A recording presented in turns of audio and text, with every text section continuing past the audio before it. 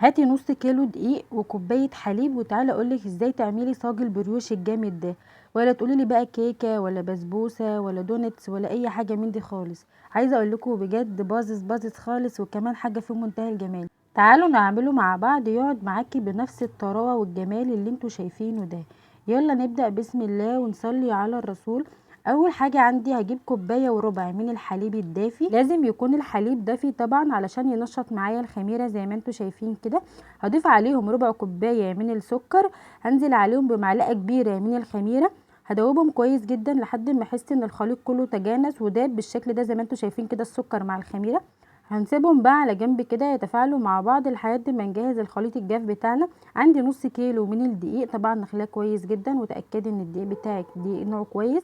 هنزل عليه بنص معلقه صغيره من البيكنج باودر ونص معلقه صغيره من الملح. هقلبهم كويس جدا علشان اتاكد ان البيكنج باودر اتوزع معانا.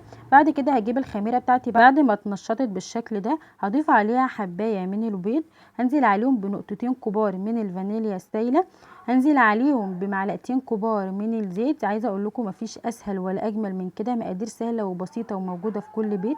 هنقلبهم مع بعض كويس جدا لحد ما البيض بتاعنا يفك معانا بالشكل اللي انتوا شايفينه ده. حلو قوي بقى كده الكلام وزي الفل. معناش اي مكونات تاني غير معلقه زبده في الاخر وخلاص. هنزل بقى بالخليط السائل على المواد الجافه زي ما انتوا شايفين كده، وهبتدي بقى اقلب كويس بالشكل ده. شايفين مفيش اسهل ولا اجمل من كده. شايفين؟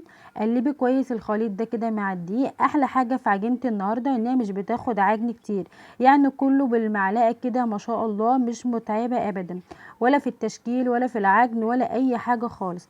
بصوا بقى بعد ما العجينه تبدا تلم معانا بالشكل ده كده، عايزه اقولك كوبايه وربع دقيق على نص كيلو دقيق مظبوطين بالشعره.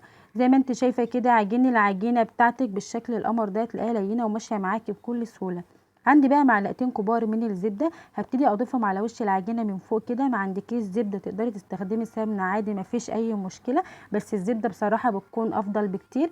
هبدا بقى الم العجينه بايدي وبتكون طريه، ما فيش بعد كده زي ما انتوا شايفين. حلو قوي الكلام ده زي ما انتوا شايفين كده، بسم الله ما شاء الله. لميتها، وبعد ما لميتها هسيبها بقى تختمر بالشكل ده كده، وهغطيها حوالي نص ساعه تخمر براحتها كده. وعايزه اقول لكم الجو حر جدا، انا مش عايزاها تختمر جامد. نص ساعة بالظبط، وبعد نص ساعة كانت العجينة بتاعتنا زي ما انتوا شايفين كده، بسم الله ما شاء الله في منتهى الجمال. عايزة اقول لكم ماشية معايا بكل سهولة وطرية جدا جدا. شايفين طراوة العجينة جميلة جدا جدا. هجيب بقى صاج وادهنه من الزيت زي ما انتوا شايفين كده.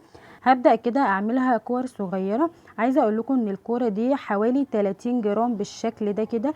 تقدري تكبري او تصغري براحتك.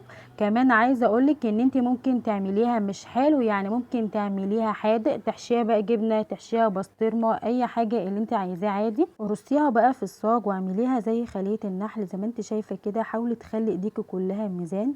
طبعا احنا مش هنقعد نوزن كل قطعه والتانيه، فانت حاولي تخلي العجينه كلها في حجم واحد ومقاس واحد بالشكل ده كده. شايفين؟ عايزه اقول لكم العجينه طريه ولينه وماشيه معايا بكل سهوله، مش مضايقاني خالص خالص. ما اخدتش معايا وقت خالص ولا مجهود. شايفين قد ايه سهله وبسيطه، في 3 دقايق كنا مخلصين العجينه بتاعتنا وكمان رصيناها. انا بقى بعد ما خلصت الصاج بتاعي بالشكل ده كده هغطيه حوالي 10 دقايق يخمروا واستريحوا مع بعض كده زي ما انتوا شايفين. بعد ال10 دقايق كان شكل الفطاير بتاعتنا بالشكل القمر ده. هنعمل ليها خليط سائل كده سهل وبسيط ندهن بيه وش الفطاير بتاعتنا عشان تاخد لون ذهبي وفي منتهى الجمال.